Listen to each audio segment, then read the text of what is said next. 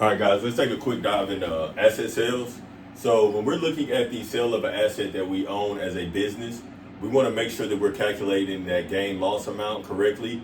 The gain loss on the sale of an asset is going to go to the income statement. If it's a gain, it's going to show as a income item, but it'll be a gain on the sale of an asset. If it's a loss, it'll show as an expense item as a loss on the sale of an asset, right? So how do we calculate whether we have a gain loss on our asset sale? So what we want to do is we want to look at that sale amount that we have. So how much are we selling it for?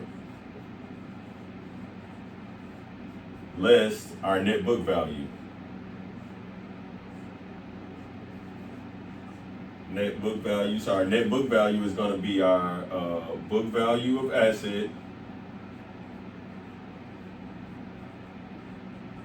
less accumulated depreciation on the asset, right? And then that's going to give us our gain loss amount.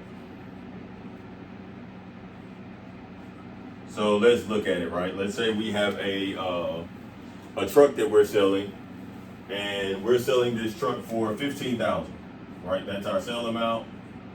Our book value for this truck, our net book value is going to be, well, I'll do the example with the pieces.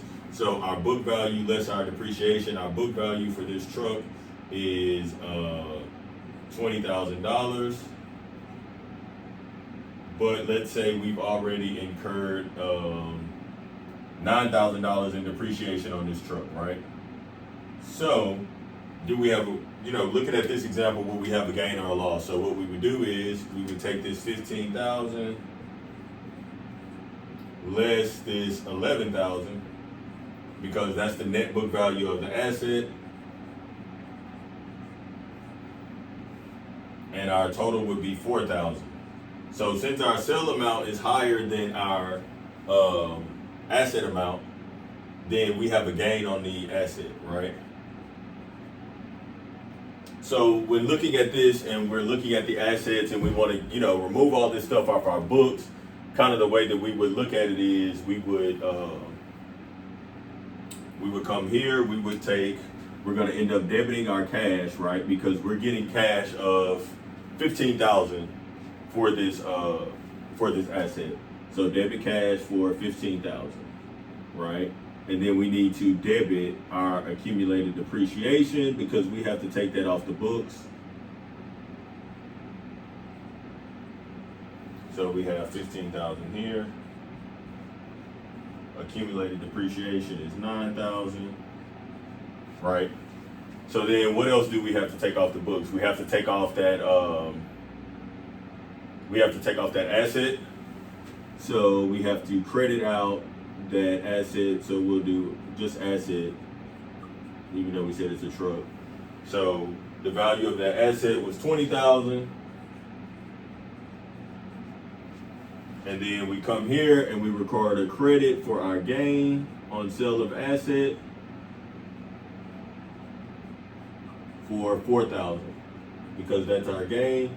So our total here for our journal entry is 24,000, and our total here is 24,000. So our journal entry matches as far as it balancing, and we've received the cash that we had. We've taken that accumulated depreciation off the books. We've taken that asset off the books, and then we have our offset going to a gain on the sale. So if this was a loss transaction, it'll be a little different because we would debit cash, we would debit the accumulated depreciation, and then we would debit the loss, and then we would credit the asset off the books. But that's how, when we're looking at the sale of an asset, you want to make sure that you take your sale amount less the net book value, which is the book value less the accumulated depreciation, and that's going to help us calculate our gain or loss on that sale of asset.